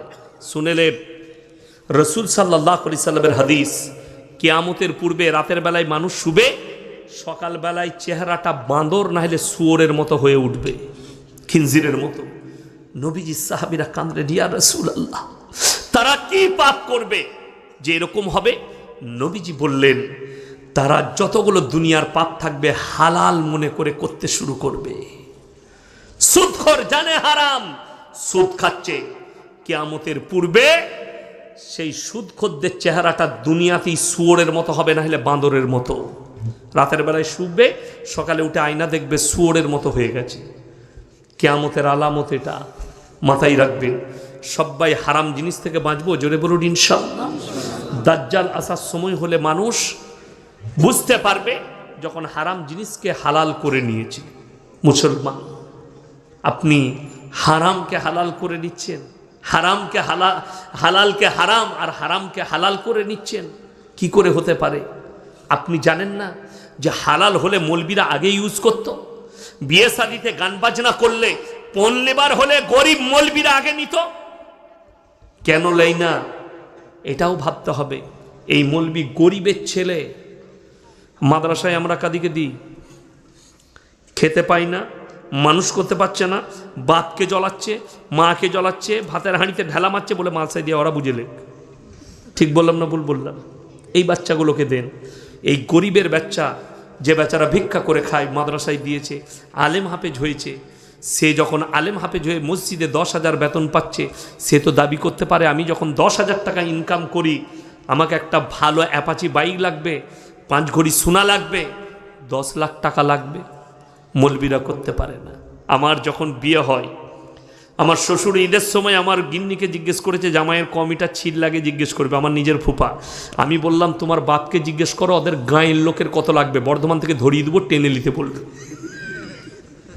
আমার বাপের নাই, আমি ছিঁড়া পড়ে ঈদগায় যাব। কিন্তু এখন আপনি ঈদগায় কাকে দেখতে পাবেন, কীরকম দেখতে পাবেন? জাঙ্গিয়াটা শ্বশুরের, লুঙ্গিটা শ্বশুরের, গেঞ্জিটা শ্বশুরের, আঁতরটা শ্বশুরের, জামাটা শ্বশুরের, তোয়ালিটা শ্বশুরের। তোর কি বলে খালি ন্যাংটো মানুষটা আমি, বাকি আর কিচ্ছু নাই, শ্বশুরের। 1 সপ্তাহ আগে থেকে হারাম করে বউকে বলছে তোমার বাপকে ফোন করো, ঈদিটা পাঠাবে না। তুই হিজড়ে পয়দা করেছে, হিজড়ে কামাবার ক্ষমতা নাই। আর আমরা মৌলবীরা হচ্ছে মরদ, আসলেই মরদ। দাড়ি যারা রেখেছে, যারা দাড়ি টুপিওয়ালা, এরাই মরদ। যদি বলেন কেন, আমি বলি নাই, তোমাদের আচার আচরণই বলছি। যদি বলেন হুজুর বুঝিয়ে দেন, মেয়েরা, আমাদের মা বোনেরা কাদিকে দেখে বেশি পর্দা করে? দাড়িওয়ালা মলি সাহেব যাচ্ছে, আর দেশের লোক যাচ্ছে মাথায় কাপড়ের দরকার নেই। ঠিক বললাম না ভুল বললাম? তার মানে মলবি কটা দাড়িওয়ালাগুলো মরদ, আর বাকি সব হিজড়ে। খালি এদিকে দেখে পর্দা করতে হবে, এইটাই তো অসুবিধা, ওইটাই অসুবিধা। বেলডাঙ্গা বাজারে চা খাচ্ছি, ইয়াসিন সাহেব ল, আমি বললাম হ্যাঁ ল, খালি আমাকে দেখে লুকো, বাকি সব খোলা থাক, বাকি মরদরা দেখুক তোমাকে। দুঃখ ওইটাই মায়েরা, পর পুরুষের কাছ থেকে তোমাকে পর্দা করতে হবে, যে কোনো পুরুষ হোক, দাড়ি চাচা দাড়িওয়ালা। এই মুসলমান কত নিকৃষ্ট দেখুন, ইনি পাগড়ি পরেছেন, পাগড়ির ওপরে জ্যাকেট, রুমাল। আচ্ছা দেখতে খারাপ লাগছে না ভালো লাগছে? ভালো লাগছে, মাশাআল্লাহ। আমার পাশে ইনি বসে আছেন, মাশাআল্লাহ। আর আমি জানি না আমাকে কেমন লাগছে, তোমরা জানো। ইনি বলছেন মাশাআল্লাহ। যাই হোক, একটা বাংলাদেশের ছেলে আমাকে ফোন করে বলছে হুজুর ছেলেদের সোনা পড়তে নাই কেন? আমি বললাম হারাম। বলে দলিল দেন। আমি 2টো হাদিসের দলিল পাঠিয়ে দিলাম তাকে, চ্যাপ্টার তুলে। সে বলছে ও আর দলিল মানবো না। আমি কি লাগবে? বলছে আমাকে বুঝতে হবে। আমি তুমি এক কাজ করো, আমরা বিয়ে হয়েছে? বলে হ্যাঁ। আমরা তোমার বউ কানের পড়ে? বলে হ্যাঁ। আমরা তুই কাল থেকে 2টো কানের পড়বি। আমি তোর বউ নাকের পড়ে? বলে হ্যাঁ। আমি তুই কাল থেকে একটা নাকের পড়বি।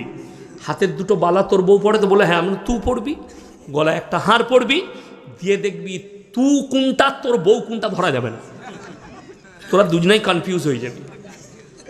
তাকে বললাম বুখারী শরীফের হাদিসে আছে, কোন পুরুষ যদি নারীর মতো রূপ ধারণ করে, আল্লাহ তার দিকে তাকিয়ে দেখবেন না।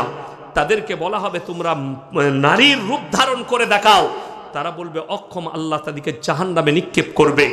যে নারীরা পুরুষের মতো রূপ ধারণ করবে, বুখারী শরীফের হাদিসে আছে, আল্লাহ তাদের দিকে তাকাবেন না। তাদেরকে বলা হবে পুরুষের মতো রূপ ধারণ করো। তারা বলবে আমরা অক্ষম, আল্লাহ জাহান্নামে নিক্ষেপ করে দিবে। যারা জেন্ডার পরিবর্তন করছে তাদের জান্নাতে যাবার আর কোনো রাস্তা নাই। জেন্ডার মানে জানেন? পুরুষ থেকে মহিলা, মহিলা থেকে পুরুষ হচ্ছে যারা, যারা নিজেদের জেন্ডার আল্লাহর কুদরতের সঙ্গে ছেড়খামি করছে, এদেরকে আল্লাহ কুদরতি আমাদেরকে কান দিয়েছে। নারীদের ফুটো করা যায় যাচ্ছে, আমাদের যায় যাচ্ছে। তাহলে অনেক ছেলেকে দেখিয়ে দেবো হারামকর কানে বালি পড়েছে, পড়েছে না পড়েনি? আবার জান্নাতের আশা করে। হ্যাঁ, এ তো জান্নাতে যাবার খুব আশা। হাতে বালা পড়ছে, যাদের হাতে চেন আছে, বালা আছে, খুলে দিবেন, একটা করে ভালো ঘড়ি পড়বে, জায়েজ আছে। কিন্তু হাতে চেন পরা হারাম, হাতে বালা পরা হারাম। এগুলো নারীদের আখলাক আর চরিত্র। তোমার জানা নেই? হাতে বালা পরা হালাল হলে মৌলবীরা আগে পড়তো, হাতে চেন পরা আগে জায়েজ হলে আমরা মৌলবীরা পড়তাম। তুমি পড়েছো একটা রূপোর চেন। আমি ইয়াসিন জলসা করি, আমি একটা সোনার চেন পরতে পারতাম, পারতাম না? পারতাম না। কিন্তু হারাম বলেই তো পড়িনি, হারাম বলেই তো ইউজ করিনি। বেটার বিয়েতে গান বাজনা করছো, হিজড়ে নাচাচ্ছ। আশা করি আপনাদের এখানে নাই গান বাজনা হয়। হয় তাহলে আপনি বলুন, গান বাজনা ইসলামী শরীয়তে হারাম না হালাল? হারাম। তাহলে একটা মুসলমান কি করে গান বাজনা করতে পারে? আমার এক বন্ধু আমাকে দাওয়াত দিল, আমার শালা বলেছে আপনাকে দিয়ে বিয়ে পড়াবে। না আলহামদুলিল্লাহ, কিন্তু আমি কোনো গান বাজনা অবৈধ কাজ হলে সেই জায়গায় থাকি না। আমি আত্মীয়র বিয়ে থেকেও পালিয়ে যাই, বলে হুজুর কিচ্ছু হবে না। আমি ড্রাইভারকে বললাম মুর্শিদাবাদে জলসা আছে, চল আগে আগে বেরিয়ে যাই, খানা খেয়ে বেরিয়ে যাবো। চলে এলাম তো একটা মেয়ে একটা নাকের একটাই হবে না, আমাকে দিলে 5টা দিতে হবে। হয়ে যাবে? তাহলে 5টা তুমি আদায় করে নিয়ে এসো।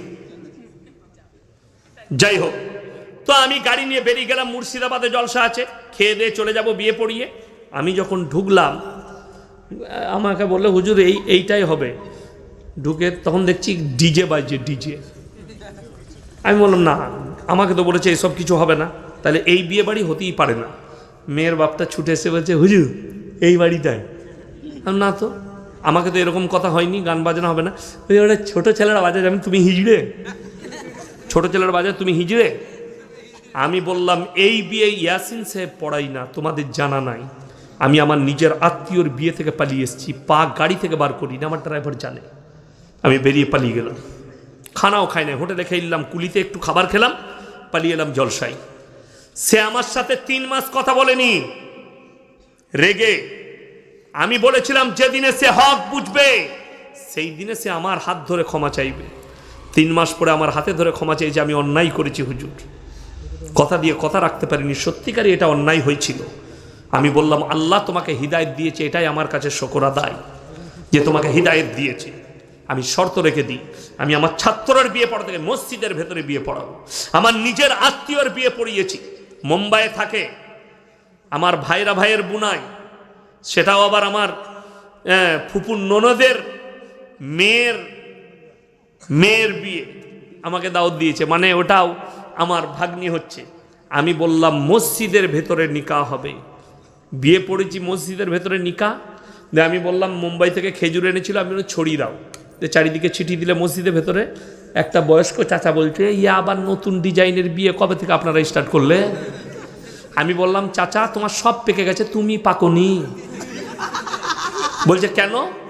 আমি বললাম এইটাই সুন্নত তরিকা।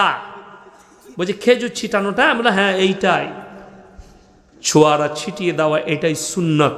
আলেমদিকে জিজ্ঞেস করুন, নবীজি সাল্লাল্লাহু আলাইহি সাল্লামের জামানায়, সাহাবীদের জামানায়, তাবিনদের জামানায়, তাবিনদের জামানায় মসজিদের ভেতরে নিকাহ হয়েছে, যার কারণে কোনো রকমের পাপ হয়নি। আজকে নিকাহটাকে টেনে প্যান্ডেলে নিয়ে গেছে, এক হারামখোর এই কোণ থেকে, এক হারামখোর ওই কোণ থেকে। একজন বলছে কলমটা ধরো, দিয়ে হারামখোর ভিডিও করছে। কোথা থেকে পেলে? অনেকজন বলবে হুজুর আপনারও তো জলসা ভিডিও হচ্ছে, ইমানদারির সঙ্গে বলুন বিয়ের ভিডিওটা ইসলাম প্রচার হবে না? প্রচার হবে না? হবে। বিয়েতে ভিডিও করলে ওটার দ্বারা ইসলাম প্রচার হবে। আর এই জলসাটা শোনার পরে ইসলাম প্রচার হবে না? হবে না? হবে। কেন হবে বলে দিই। আমি এই গতকালকে একটা দোকানে চা খেলাম, হিন্দু ভাইয়ের দোকান।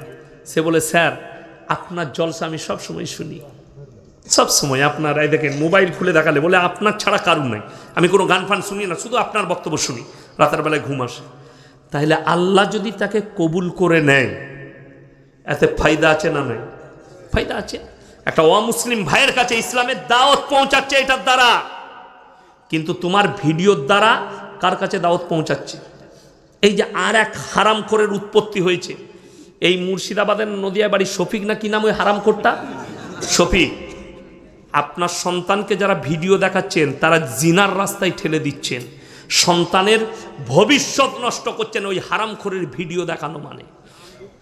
আমাকে যদি একদিনের জন্যে মুখ্যমন্ত্রী করেন, 24 ঘন্টার ভেতরে এই হারামখোর যারা নাচানাচির ভিডিও করছে জেলের কুঠরিতে ভরে আজকে ফাঁসি দিয়ে দেব। যারা কোরআনকে ধ্বংস করছে, আমাদের বাচ্চাদেরকে ধ্বংস করছে।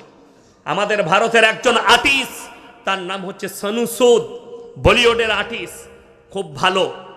তিনি বলেছেন অস্ট্রেলিয়ার মতো ভারতেও বাচ্চাদের জন্য মোবাইল ইউজ করা নিষিদ্ধ করা দরকার। সোশ্যাল মিডিয়া 10 বছর বয়স, নানির কাছে নানি আমি ফার্স্ট হয়েছি, একটা মোবাইল দিবে না? নানি বলছে দুব্বো ভাই দাঁড়া, বলছে কবে দিবি? বলছে তোকে ঠিক দেবো। দিয়ে নানি এখন কোমরে কাপড় গুঁজে চলে গেল বন্ধন লোন না হলে গ্রুপ লোন নিতে। আপনাদের এখানে নাই? আছে তো? আমি বললাম লাস্টে খুঁচে দিয়ে যাবো মা বোনদিকে, গাল দেয় দিবে। গ্রুপ লোনে কিন্তু লাভ হয়েছে মায়েদের, কিছু লাভ হয় না, একটা লাভ হয়েছে। 10টা করে মেয়ে গ্রুপ করেছে, তাদের মধ্যে একজন হেড, আর 9টা মেয়ে তাকে ম্যাডাম বলে। সে মনে করে আমার যাহা তাই ব্যাপার, এমনি ম্যাডাম হতে পারে না, সুদ খাওয়ার ম্যাডাম হয়েছে। আল্লাহ মাফ করুন। বেঈমান কাফেররা বুঝতে পেরেছেন কতটা কামিয়াবি লাভ করেছে। খালি কামিয়াবি লাভ করার কারণ আপনার বাচ্চাকে আপনি মাদ্রাসায় পাঠিয়ে দ্বীনি শিক্ষা দেয়নি। এই মা বোন এবং আপনি আমি যারা আমাদের বিবিদিকে গ্রুপ লোন আর বন্ধন লোনে ঠেলে দিচ্ছি, এত জলসা, এত মাদ্রাসা, এত কোরআন হাদিসের তালিম, তারপরও তারা কামিয়াবি লাভ করেছে, আমরা করতে পারিনি। প্রত্যেক ঘরে ঘরে সুদ ঢুকিয়েছে তারা। অথচ আপনি জানেন, খুলে দেখুন, আদানির 3000 কোটি টাকা সরকার মওকুফ করেছে কেন্দ্র সরকার। কত হাজার বললাম? 3000 কোটি আদানির মওকুফ করেছে। আর আপনার বিবি বন্ধন লোন লিয়েছে, প্রত্যেক দিন ব্যাংকের লোক দরজায় হাজির। একজন লোন লিয়েছে যে ও জানে প্রত্যেক দিন আসবে, ও ঠিক 10টার আগে বাড়ি থেকে বেরিয়ে পালিয়ে যায়। বইয়ের কাছে আসে, কই গো ভাই? বলে ভাই তো নেই, একটু চা খান। ওকে রোজ 4 ডিম খাওয়ায়। ঠিক 1 মাস পরে তার বউ কিনে পালিয়ে গেছে। এখন 4 ডিমের কত বরকত, বউটাই নিয়ে পালিয়েছে। তুই লোন শোধ করবি না, তোর বউটাই রাখবো না, যা বুঝে করগা। মোবাইলে দেখলাম, সত্য ঘটনা, মিথ্যা নয়। আমি আপনাকে বলে যাই, মা বোন যারা আছেন, আল্লাহর কসম করে বলছি, পর্দা কতটা জরুরি জানেন? পর্দা যদি ইসলামে না থাকতো তো তোমাদের থেকে আগে আমরা বৌদিকে নিয়ে পার্কে ঘুরতে যেতাম, রেস্টুরেন্টে খেতে যেতাম, দামি দামি জায়গা যেতাম। শুনেছেন, যদি মুর্শিদাবাদে আমি এত জলসা করি, আমি কিন্তু উত্তরবঙ্গে ছাড়া জলসা লিই না, দক্ষিণবঙ্গে আমার জলসা নেই। সেদিনে খড়গপুরে একটা জলসা করেছি, আমি যাব না, ছাড়বে না। আমি বললাম আমাকে কিন্তু 50,000 টাকা লাগবে। বলে 45ই লাগবে আমাকে, অ্যাকাউন্টে ভরে দিলে। বলে আসতেই হবে, করতে হবে জলসা। 45,000 টাকা দিয়েছে জলসায়। আমি লুবো না, ছাড়বে না। আমি দক্ষিণবঙ্গে করি না। কেন? জলসা শোনার মানসিকতা নাই। 10টার পরে লোক খেয়ে দিয়ে পালিয়ে যায়, বিরিয়ানি খাবার জলসা। কিন্তু মুর্শিদাবাদ, নদিয়ায় মাশাল্লাহ মানুষ দিনের কথা শুনে। আপনারা বসে আছেন, আপনাদের কিভাবে শুকর আদায় করবো আমি ভেবে পাচ্ছি না। আপনারা আমার সাথ দিয়েছেন, আমি বুঝতে পারছি ঠান্ডা আমাকেও লাগছে, তারপরেও আমি কথা রাখছি। আপনারা যে আমার সাথ দিচ্ছেন, আমি জান ভরে আপনাদের লেগে দোয়া করব। যাই হোক, আমি যেটা বোঝাতে চাইছি, যে পর্দা এত মারাত্মক জিনিস। কোরআনে আছে, ওয়াদরিব খুমুরিহিন্না আলা জুনুবিহিন। হে নারী, তোমরা পর্দা নির্ধারিত করো, কোনোদিন ধর্ষিত হবে না, লাঞ্ছিত হবে না, তোমরা কোনোদিন খারাপ জায়গায় পৌঁছাবে না। আজকে ভেবে দেখুন, গোটা পশ্চিমবাংলার, আমার বাজারে না ভাই, রেকর্ডিং হচ্ছে, এতগুলো ইউটিউবার আছে, রেকর্ডিং হচ্ছে, সবাই দেখবে। আমার জেলার লোক, আমার কাছের লোক। আজকে আমার সাথে এসছে আমার নাসির ভাই, নার্সিংহোমের মালিক, তিনিও জানেন। আমার গিন্নি, কোনো বাপের বেটা বর্তমান টাউনে কিংবা গোটা গলসি বাজারে, আমার থানার নাম গলসি, কেউ যদি বলতে পারে ইয়াসিন সাহেবের স্ত্রী বোরকা পরে পর্দার সঙ্গে একটা রুমাল কিনেছে, আমি তার জুতোর মালা পরবো ইনশাআল্লাহ। জীবনে কেউ বলতে পারবে না।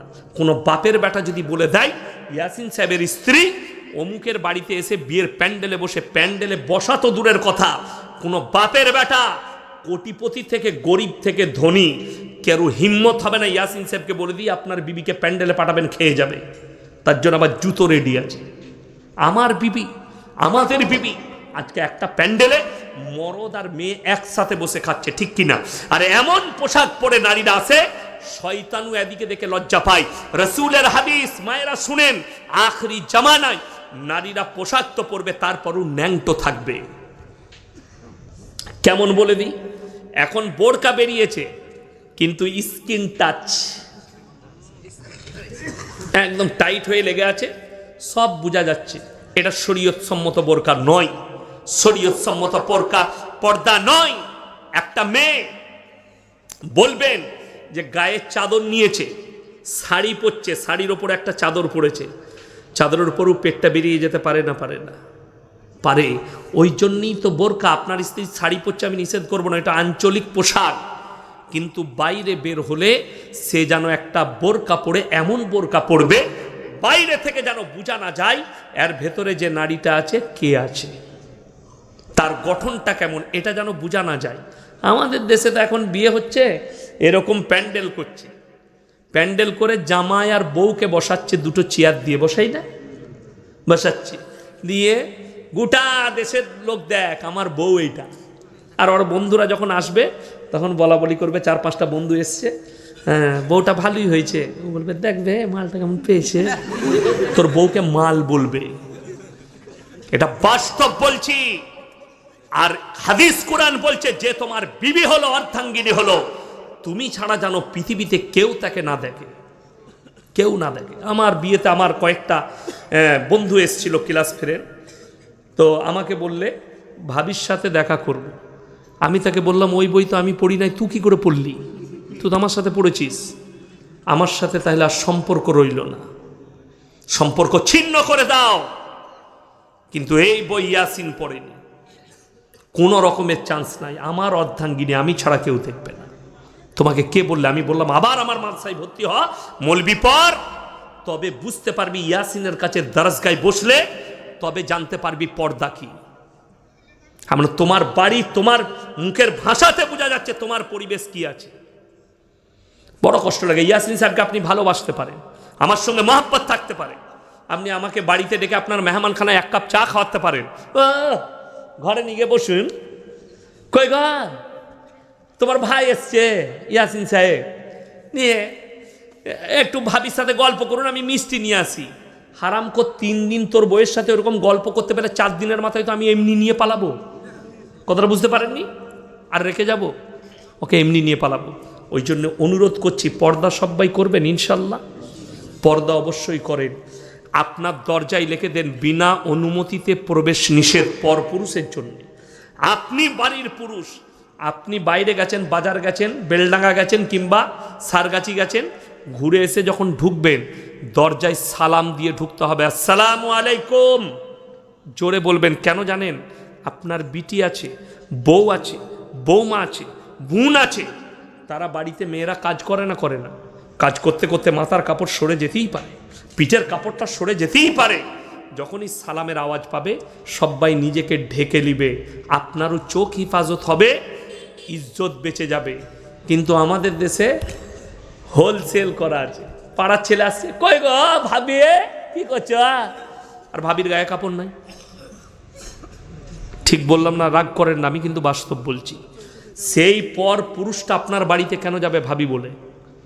দরজায় রাখা থাকবে, বিনা অনুমতিতে প্রবেশ নিষেধ নেই। আসসালামু আলাইকুম ভাইজান আছেন? জি এখন তো নেই, বেলডাঙ্গা গেছে, আপনি পরে আসবেন। কোথা থেকে এসছেন? বলে আমি বহরমপুর থেকে এসছি। আচ্ছা ওইদিকে মেহমানখানাটা খুলে দিচ্ছি, ওখানে বসে থাকুন, আসছে ভাই। মেহমানখানা খুলে দিলেন, যদি মেহমানখানা না থাকে আপনি বাইরে একটু বসুন, চায়ের দোকানে চা খান, উনি আসছেন, ঢুকতে দিবেন না। এইটাই তো আমাদের ক্ষতি।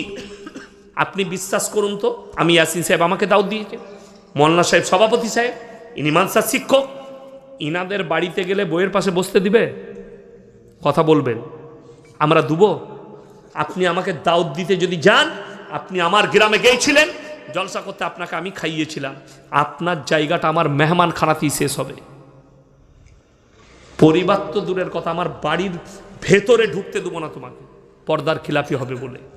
আমার মেয়ে আছে, আমার মা বোন আছে, আমার আত্মীয় স্বজন আছে, আমার ভাবিরা আছে, পর্দারকে তোমার জায়গা মেহমানখানায় শেষ, তার বাইরে।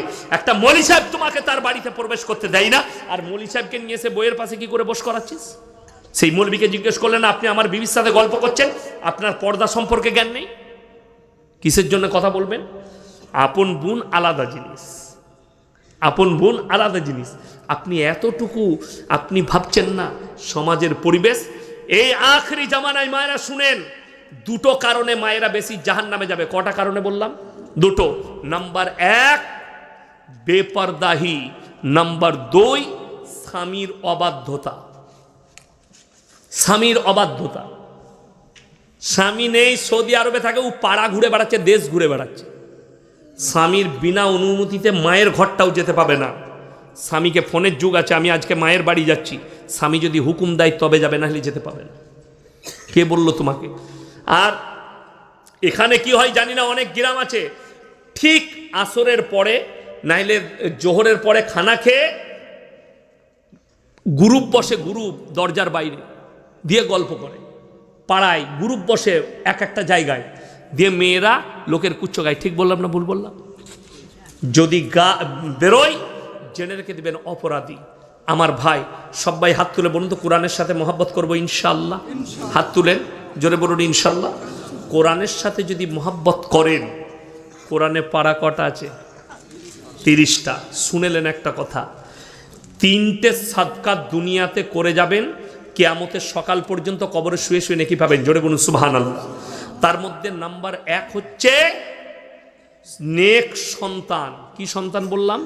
নেক সন্তান। নাম্বার 2, নেক সন্তান আপনি তৈরি করলেন, এই মাদ্রাসায় দিলেন, তালিম হাসিল করলো, স্কুলে গেল, ডাক্তার হলো, মাস্টার হলো, প্রফেসর হলো, সবই হলো, সে কিন্তু নামাজি, মুসল্লি, দিনদার হলো।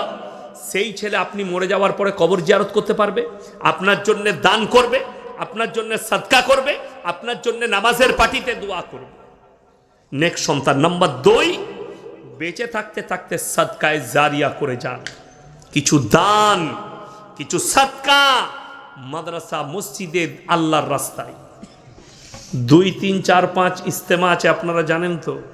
পৈনানে যাবেন ইনশাল্লাহ? যাব বলুন সবাই, বলুন যাব ইনশাল্লাহ। হ্যাঁ, দোয়া নিতে যাবেন। আমার বন্ধুগণ, আমার ভাই, একটা কথা শুনেন, এই সাদকায়ে জারিয়া বড় কাজ। আপনি কবরে চলে যাবেন, এই মাদ্রাসায় যত শিক্ষা অর্জন হবে প্রত্যেকটা নেকি আপনি কবরে শুয়ে শুয়ে পাবেন। মসজিদে লোক ইবাদত করবে, শুয়ে শুয়ে নেকি পাবেন। নাম্বার 3, খায়রুকুম মান তাআল্লামাল কুরআন আল্লামাহু, যারা ইলম হাসিল করে অপরের কাছে পৌঁছে দেয়। এই মাদ্রাসার যারা শিক্ষক মণ্ডলী আছেন, যারা বাচ্চাদেরকে ইলম দিচ্ছেন, যারা শিক্ষা দিচ্ছেন, কোরআনের শিক্ষা দিচ্ছেন, এরা যে ইলিমটা ছড়াচ্ছে, তার কাছ থেকে যে ইলিম ছড়াবে, সমস্ত সাদকা এবং ইনাদের আমাদের উস্তাদ যারা আছে তারা নেকি পেতেই থাকবে। আমার উস্তাদ মাহতারাম হযরত মাওলানা কারি ইসমাইল বিসমিল্লাহ রহমতুল্লাহ আলাইহি দুনিয়া ছেড়ে কিছুদিন আগে চলে গেলেন। আমার খুব অন্তরের মানুষ ছিলেন কারি ইসমাইল। কলকাতায় এসেছিলেন, মিঠিয়াপুরুষে আমি ছিলাম। এসএন আলম, নূর আলম ভাই, এসএন আলম বলে একটা ড্রেস আছে, বড় পার্টি এবং খুব ভালো মানুষ, জাকাত দেন অনেক। আমিও যাই রমজান মাসে, তো আমি একাই বক্তা, বাকি সব কারীরা কিরাত পড়েছে। তো উনি গর্ব করে বললেন, ये तो हमारा फख्र की बात है कि हमारे बच्चे आज बंगाल का एक बड़ा मुकर्रिर है। ये तो हमारा खुशनसीब है कि मैं बंगाल में आके ये भी बोल पाऊंगा कि मेरा एक बच्चा यासीन है जो इतना बड़ा मुकर्रिर है। तो हजरतेर बड़ो दुआ, আল্লাহ উনাকে জান্নাতবাসী করুক, বলুন আমিন। এত আলেম হাফেজ তৈরি করেছেন এবং এত বড় কুরবানি উনার বাবার জন্য। মাশাআল্লাহ, আসুন, আল্লাহ আপনার আব্বাকে জান্নাতবাসী করুক। আমার ভাই, ওই জন্যে আপনারা যেটা শুনলেন, আপনার বাড়িতে বন্ধু বান্ধবের কাছে দাওয়াতটা পৌঁছাবেন তো, বলুন ইনশাল্লাহ। প্রথম থেকে শেষ পর্যন্ত যা শুনলেন, যেটা আপনার ব্রেনে থাকবে, স্ত্রীকে গিয়ে দাওয়াত দিবেন। দেখো, পর্দার কথা বলে গেছে, তুমি পর্দা করো, বের হও না, তোমার প্রয়োজন আমি মিটাবো। স্ত্রীকে দাওয়াত দিবেন, নামাজটা পড়ো, বাচ্চাকে দাওয়াত দেন, নামাজ পড়ো, প্রতিবেশীকে দাওয়াত দেন, নামাজ পড়ো, হালাল খাও, হালালের পথে চলো। আপনি যখন এই দাওয়াত দিবেন, আপনিও নেকি পাবেন, আমিও পাবো, আমার উস্তাদ পাবে, তার উস্তাদ পাবে। এইভাবে সাদকায়ে জারিয়া। আমার বন্ধুগণ, 3 জনের দোয়াকে আল্লাহ সঙ্গে সঙ্গে কবুল করেন। এক হচ্ছে কাছের গরিব, ওয়াতিদাল কুরবা। নাম্বার 2, ওয়াল ইয়াতামা ওয়াল মাসাকিন, এতিম আর মিসকিন, ওয়াবনাস সাবিল ওয়ালা তুবাদদির তাবদীরা। আর 3 নম্বর হচ্ছে মুসাফির। আজকের জলসায় সবথেকে বড় মুসাফিরকে আমি আছি। আমি আপনাদের কাছে কিছুই চাইবো না, 30 জন ব্যক্তি খালি 30টা কোরআন শরীফের পয়সা 500 টাকা করে দেন।